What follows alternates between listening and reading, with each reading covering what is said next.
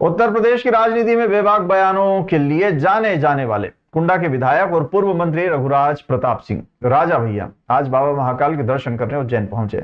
सावन के पवित्र महीने में महाकाल के दर्शन के बाद उन्होंने मीडिया से बातचीत में धर्म, समाज और वर्तमान परिस्थितियों पर अपने विचार खुलकर रखे।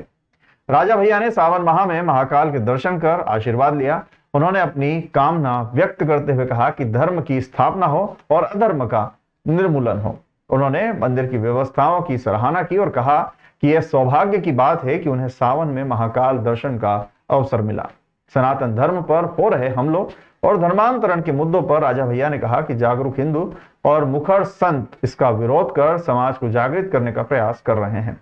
उन्होंने सभी हिंदू अभिभावकों से अपील की है कि वे अपने बच्चों को सामान्य शिक्षा के साथ साथ धर्म और संस्कारों की शिक्षा भी दें, क्योंकि ये हमारा और आपका दायित्व है। मोबाइल और इंटरनेट के प्रभावों पर राजा भैया ने कहा कि इसने बच्चों और बच्चियों के एक वर्ग का ध्यान भटकाया है, लेकिन इसके कई लाभ भी हैं और इसने लोगों को जागरूक भी किया है। उन्होंने इसे वाहन चलाने के उदाहरण से समझाया कि वाहन का उपयोग कैसे किया जाता है, ये उपयोगकर्ता की जिम्मेदारी है।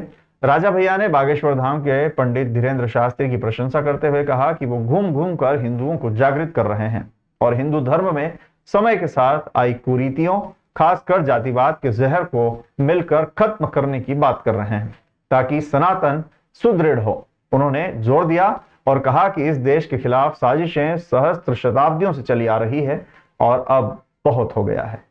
धर्म की स्थापना के लिए, अधर्म के निर्मूलन के लिए सदैव कामना रहती है और वही बाबा महाकाल से याचना करी है। और हम सब लोगों का सौभाग्य है कि सावन के पवित्र महीने में दर्शन करने का सौभाग्य मिला और बहुत अच्छी व्यवस्था है यहाँ पे जो सराहनीय है।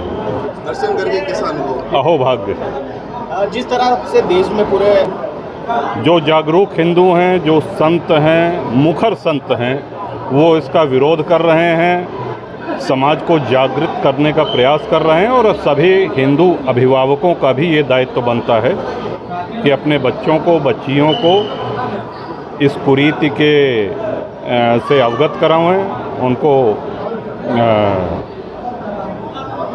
सामान्य शिक्षा के साथ साथ धर्म की शिक्षा, संस्कारों की शिक्षा देते रहें। ये हमारा सरकार को भी कोई कड़ा कानून बनाने की आवश्यकता है। देखिए, ये हमको आपको करना है सर, ये हमारा आपका दायित्व है। सरकारें तो जो करेंगी, लेकिन हमारी आपकी जो जिम्मेदारी बनती है, जो दायित्व है, हमको उसका निर्वहन करना चाहिए। मोबाइल में इसकी जड़ बताया जा रहा है, लव जिहाद को लेकर जो है सोशल मीडिया काफ़ी हावी है। नहीं, ये सही बात है कि मोबाइल ने बच्चों के, बच्चियों के एक वर्ग को ध्यान को भटकाया है, ये सही बात है अपनी जगह पे। लेकिन वहीं इंटरनेट का बहुत सा लाभ भी है, जागरूक भी किया है। अब आपके पास अगर वाहन है तो आप उसको कैसे चलाते हैं, ये दायित्व तो आपका है। तो जैसे लोग जागरूकता, बिल्कुल आदरणीय धीरेन्द्र शास्त्री जी बागेश्वर धाम, वो घूम घूम के हिंदुओं को जागृत करा और हिंदू धर्म में जो कुरीतियां समय के साथ आ गई हैं, जैसे जातिवाद का जहर आ गया है, इसका हम सब लोगों को मिलके निर्मूलन करना पड़ेगा, समापन करना पड़ेगा, तभी हमारा सनातन सुदृढ़ होगा।